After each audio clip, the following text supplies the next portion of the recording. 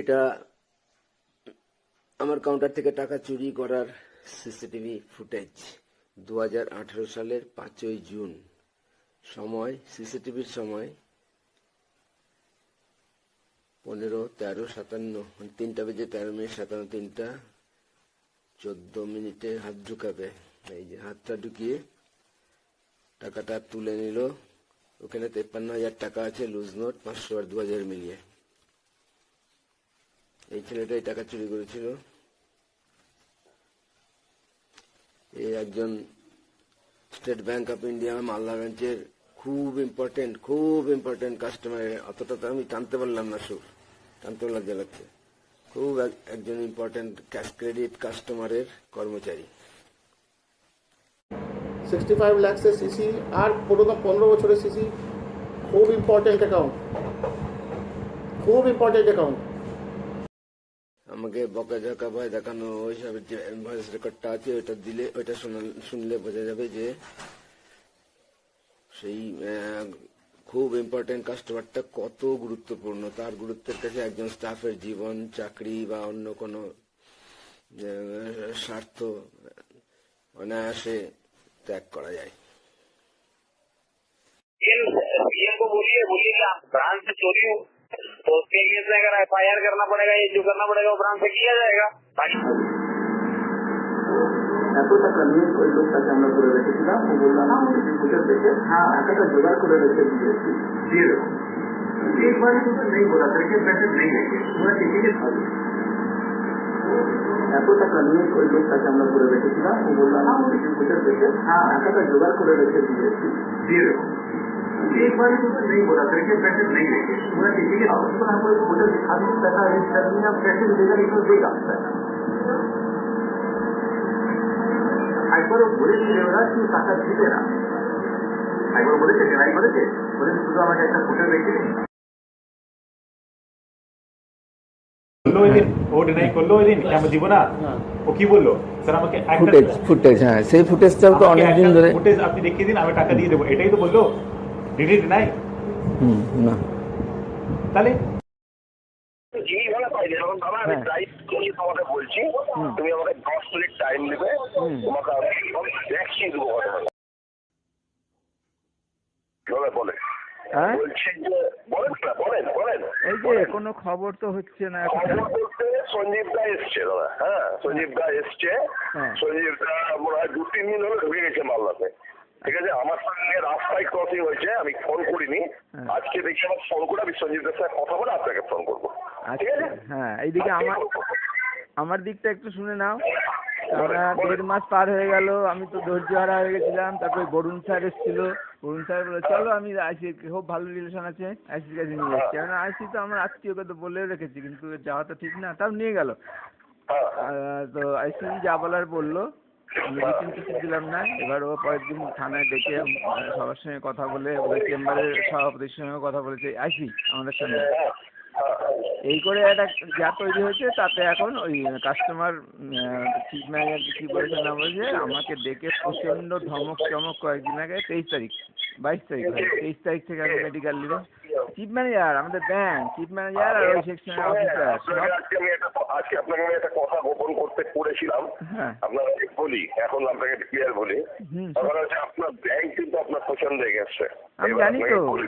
আমার না যে কোনো হলেই ফোন করেছিলাম, করতে গিয়ে আমি বললাম না, কারণ ব্যাংক এটাতে কিছুতেই রাজি না।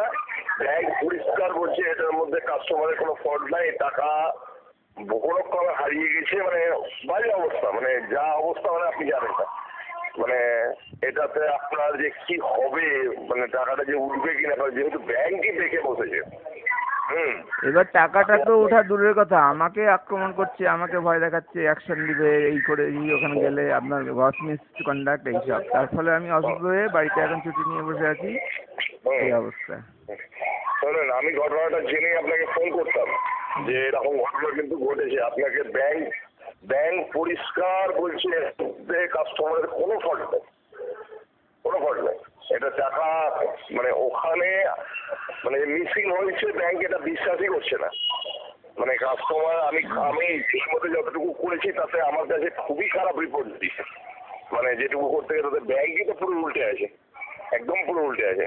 আর আমার তো হাত পা বাঁধা, ভয় দেখাচ্ছে, কারণ নিয়মটা আমি জানি এটা ঠিকই নিয়ম, অ্যাকশন ব্যাংকেরই নেওয়ার কথা। কিন্তু ব্যাংক অ্যাকশন তো দূরের কথা, পুরো আপনার এগেনস্টে কথা বলছে। কিন্তু বিষ্ণু ঘোষ আরেকটা ট্রে ভেতরে যে ট্রেতে করে টাকা গেল ওই ছবিটা দেখতে এসেছিল, ওটাও দেখেছে, আমি ছুটি ছিলাম ওই সময় দেখেছে, আমার ওই বোর্ডের ছেলেটা ফোন করে টাইম ডেট জেনে নিল, বললাম ওটা একদম ক্লিয়ার এসছে। আমি একটা জিনিস অবাক হয়ে যাচ্ছি যে ব্যাংক কেন এটাতে জিনিসটাকে চাপা দিতে চাইছে, এটা আমার মাথায় ঢুকছে না কিছুতেই, এটাই আমার ব্রেনে ঢুকছে না। আপনাকে আমি বলবো না, হ্যাঁ, কিন্তু ব্যাপারটা ব্যাংক খুবই খারাপ অবস্থায় মানে আছে আপনার পিছনে, মানে পুরোটাই আপনার ক্ষতি করার জন্য এই জিনিসটা পুরো চেপে দেওয়া হয়, মানে এই হচ্ছে ব্যাংকের। এই ক্ষেত্রে সঞ্জীব দা এসছে, দেখি সঞ্জীব দার সঙ্গে একবার বসি আমি, সঞ্জীব দাকে দিই, মানে বুঝিয়ে বাজিয়ে এখন ব্যাংকের দিক থেকে যদি প্রেসারটা থাকতো না টাকাটা পেতে কিছু অসুবিধা হবে না, কিন্তু ব্যাংক একদম উল্টো লাইনের কথা বলছে। কেউ বুঝি করছে না, ইউনিয়নও চুপচাপ বসে আছে, কি মুশকিল বুঝতে পারছি না। সবাই পুরো ডেট এগেন্স্ট এটার ব্যাপারে। আমি আপনাকে দেখো যদি হয় আমার ওই দেখি প্রুফ দেখিয়ে দিতে পারবো।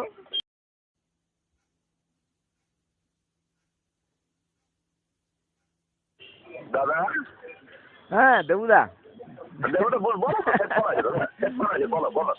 বর্তমান সেক্রেটারি সঞ্জীব দা হচ্ছে আমার খুব কাছের, মানে আমি ওর গোডাউনটাই আমার ভাড়া নেওয়া, রেস্টুরেন্টের ব্যবসাটা আমার ওর গোডাউনই করি। আমি সঞ্জীব দাকে সমস্ত ঘটনাটা জানি। সঞ্জীব দার ভাইয়ের একটা অ্যাক্সিডেন্ট হয়েছে, সঞ্জীব দা এই মুহূর্তে চেন্নাই।